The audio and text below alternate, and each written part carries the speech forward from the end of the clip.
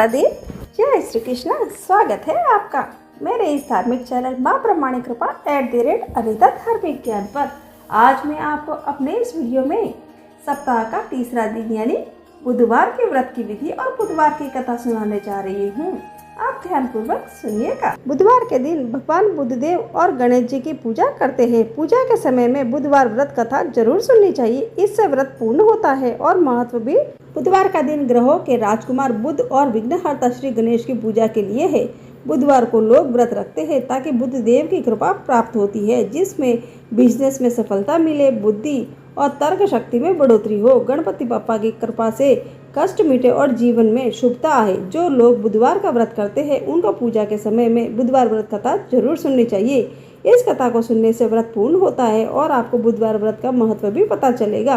कथा के बिना बुधवार का व्रत अधूरा रहता है और आपको उसका पूरा फल भी प्राप्त नहीं होता।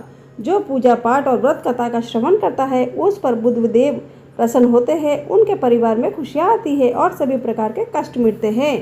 तो आइए सुनते हैं बुधवार व्रत की कथा।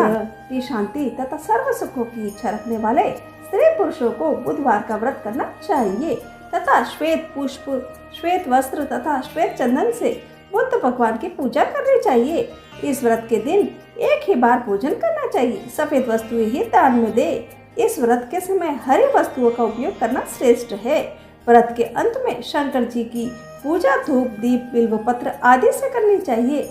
साथ ही बुधवार की कथा सुनकर आरती के बाद प्रसाद लेकर जाना चाहिए, बीच में नहीं उठना चाहिए। मान्यताओं के अनुसार बुधवार की व्रत कथा सुनने से जीवन में सुख, शांति एवं यश बना रहता है और साथ ही अन्न के भंडार भरे रहते हैं और धन की कमी कभी नहीं होती। तो आइए जानते हैं बुधवार की व्रत कथा। अब मैं आपको बुधवार की कथा सुनाने जा रही हूँ, ध्यान पूर्वक सुनिएगा। एक व्यक्ति अपनी पत्नी को विदा करवाने ससुराल गया। कुछ दिवस रहने के पश्चात उसने अपने सास ससुर से अपनी पत्नी को विदा करने के लिए कहा, किंतु सास ससुर तथा अन्य संबंधियों ने कहा कि आज बुधवार का दिन है, आज के दिन गमन नहीं करते। वह व्यक्ति नहीं माना और हट करके बुधवार के दिन ही पत्नी को विदा करवाकर अपने नगर को चल पड़ा। राह में उसकी पत्नी को प्यास लगी तो उसने अपने पति से कहा कि मुझे बहुत जोर से प्यास लगी है। वह व्यक्ति लोटा लेकर गाड़ी से उतरकर जल लेने चला गया। जब वह जल लेकर लौटा और अपनी पत्नी के निकट आया तो वह यह देखकर आश्चर्यचकित रह गया। ठीक उसकी जैसे सूरत तथा वैसे ही वेशभूषा वाला एक व्यक्ति उसकी पत्नी के निकट गाड़ी में बैठा हुआ है।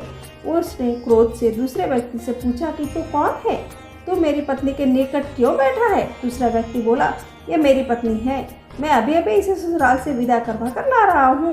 वे दोनों परस्पर झगड़ने लगे। तभी राज्य के सिपाही आए और उन्होंने लोटे वाले व्यक्ति को पकड़ लिया तथा स्त्री से पूछा कि तुम्हारा असली पति कौन है?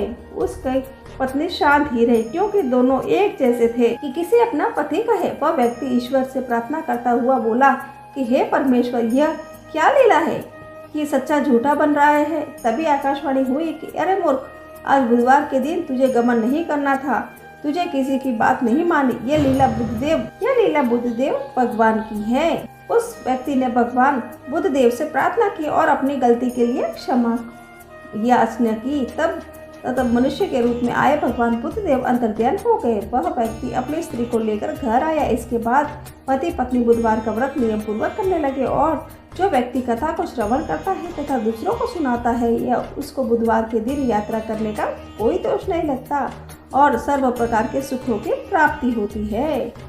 इस प्रकार मेरी बुधवार की कहानी पूरी हुई।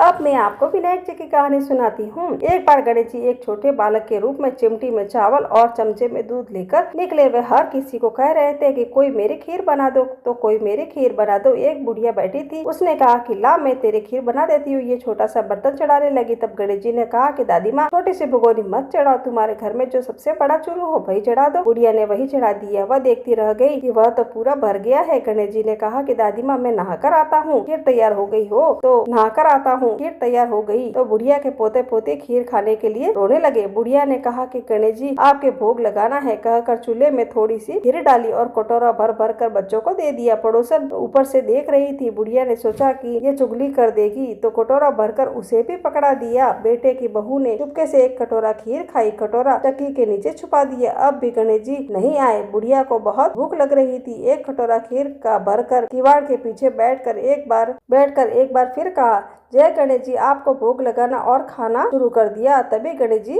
आ गए। बुढ़िया ने कहा कि आज रे गणेशिया खीर खा ले, मैं तो तेरी ही राह देख रही थी। गणेश जी ने कहा कि दादी माँ मैं तो खा ली। बुढ़िया ने कहा कि कब खाई? गणेश जी ने कहा कि जब तेरा पोता पोती ने खाई तब खाई, जब तेरी पड़ोसन ने खाई तब खाई, जब तेरी बहू ने खाई तब खाई और जब तूने खाई तब मेरा पेट पूरा भर गया। बुढ़िया ने कहा कि बेटा और सारी बात तो सच है, पर बहू बेचारी का तो नाम मत लेवे, तो वो तो सुबह से काम कर रही है, उसने खीर कब खाई? गणेश जी ने कहा कि चाकी के नीचे देख ले, झूठा कटोरा पड़ा है, तूने तो मेरा भोग तो लगाया है, वो तो वैसे ही खा गई। बुढ़िया ने कहा कि बेटा घर की बात घर में रहने दे, बात बची हुई खीर का क्या करूं? गणेश जी ने कहा कि नगरी जिमा दे, लोगों को न्योता दे।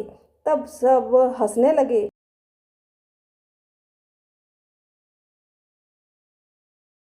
बोले कल तक तो खाने के लादने पड़े थे और आज वह गांव जिमाने लगी है। फिर वे लोग आए और ठाठ से जिमे, नगरी जीम ली। तब भी चुरू पूरा भरा हुआ था। राजा को पता चला तो बुढ़िया को बुलाया और कहा कि क्यों रे बुढ़िया, ऐसा चुरू तेरे घर पर अच्छा नहीं लगता, ये हमारे राज दरबार में होना चाहिए। तो बुढ़िया ने कहा कि राजा जी आप ले लो। राजा जी ने खीर का चुरू महल में मंगा लिया। लाते ही खीर में कीड़े और मकोड़े बिच्छू कंसले हो गए और दुर्गंध आने लगी। राजा ने कहा कि बुढ़िया चुरू वापस ले जा जो तुझे हमने दिया है। बुढ़िया ने कहा कि राजा जी आप देते तो पहले भी दे देते, कभी नहीं देते। ये चुरू मुझसे मेरे गणेश जी ने दिया है। बुढ़िया ने चुरू वापस लिया और लेते ही सुखदीर हो गई। घर आकर बुढ़िया ने गणेश जी से पूछा कि बची हुई खीर का क्या करूं? गणेश जी ने कहा कि झोपड़ी के कोने में गड्ढा खोदकर उसमें काट दे, उसी जगह सुबह उठकर वापस खोदेगी तो धन के 2 चेहरे मिलेंगे। ऐसा कहकर गणेश जी अंदर ध्यान हो गए। जाते समय झोपड़ी में लात मारते गए। झोपड़ी के स्थान पर महल हो गया। सुबह बहू ने फावड़ा लेकर पूरे घर को खोद दिया, कुछ भी नहीं मिला। बहू ने कहा कि सासू जी मारो गणेशियो तो झूठो है। सास ने कहा कि बहू मारो गणेशियो झूठो तो नहीं है, ला मैं देखूं। वह सुई लेकर खोदने लगी तो टन टन करके 2 धन के चरे निकले। बहू ने कहा कि सासू जी गणेश जी तो साचो है रे। सास ने कहा कि गणेश जी तो भावना के भूखे है। हे गणेश जी जैसा तुमने बुढ़िया को दिया वैसे ही सबको देना। कहानी कहने वाले और हुकारा करने वाले, कहानी सुनने वाले सबको देना। जय बोलो विनायक महाराज की जय।